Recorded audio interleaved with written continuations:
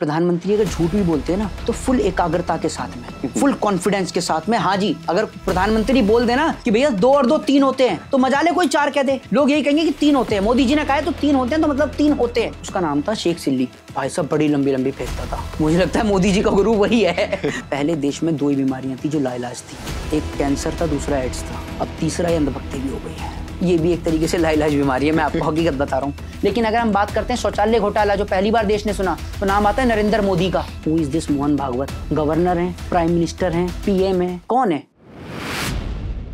देश की बेटियों को बचाने की जरूरत किसी से नहीं। बेटियों को बचाने की जरूरत अगर किसी से है तो बीजेपी के नेताओं से। बीजेपी का दूसरा नाम करप्शन है। भ्रष्टाचार करते थे, ये कहाँ गए? सब बीजेपी चले गए। कोई देश छोड़ ही चले गए।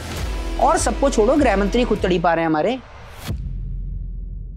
हमारे जो यूथ है उसको आप क्या सजेशन देंगे? करियर में भी उलझा हुआ है, पॉलिटिकल मुद्दों में भी उलझा हुआ है और मेंटल प्रेशर भी, क्योंकि अगर एक यूथ आवाज उठाता है तो उसे सबसे ज्यादा पहला डर होता है कि कानूनी कार्रवाई होगी, सेकंड डर होता है कि समाज क्या सोचेगा, समाज मुझे क्या कहेगा, और तीसरा होता है मेंटल प्रेशर, जो कि ऑब्वियसली होता है जस्ट बिकॉज कोई अपना करियर खराब नहीं करना चाहेगा एक आवाज उठाकर। तो उसको आप क्या एडवाइस देना चाहेंगे? एजुकेशन BMW के बराबर हो गई है, ये आप समझ लीजिए कि जिसके पास BMW है ना उसी के पास एजुकेशन है। यूपीएससी की आप पढ़ाई, आप आम पढ़ाई समझते हैं उसको करने के लिए भैया आपके पास पैसा चाहिए। 3 लाख 4 लाख 5 लाख 10 लाख के कोर्सेज हैं। शिक्षा सबसे बड़ा व्यापार है आज की डेट में। मतलब सरकार ने एडवर्टाइजमेंट कर दिया, हमने इतनी नौकरी निकाल दी। असल में नौकरियां है ही नहीं, आप निकालोगे कहां से? आपने नौकरी निकाली, जनता के मन में एक मिथ क्रिएट कर दिया कि नौकरी निकल गई तो आप इससे फ्री हो गए।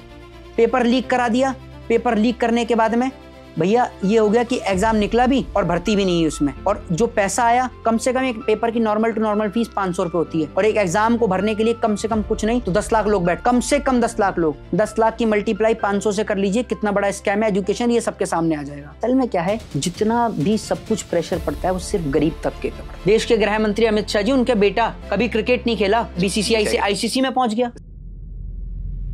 मैं उन तमाम गोदी मीडिया के लोगों से कहना चाहता हूँ कि जब आपके बच्चे बड़े होंगे ना तो मैं आपको लिख के दे सकता हूँ, आप अपने बच्चों से आंख नहीं मिला पाएंगे। गोदी मीडिया ना एक ऐसा वर्ड है जो आप, ये एक कहावत है ना कि चोर की दाढ़ी में तिनका। अब जो चोर होगा उसको ही समझ में आएगा, भाई जो गोदी मीडिया से होगा वही समझेगा। मैं माइक पकड़ने से कोई पत्रकार नहीं बन जाता। इन्होंने अपने जमीर का सौदा कर रखा है और जमीर के सौदे के साथ साथ देश का सौदा कर रखा है। ये भाजपा के पेड वर्कर हैं।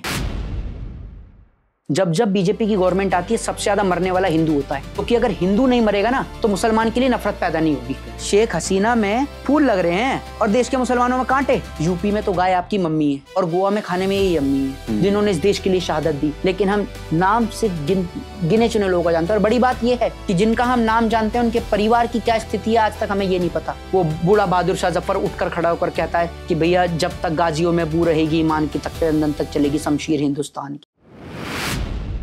महिलाओं को मैंने पिटते देखा है मोदी जी के राज में। मोदी जी के राज में किसान को मैंने पिटते देखा है, देश के जवान को शहीद होते मैंने देखा है और देश के किसान को आत्महत्या करते हुए मैंने देखा है।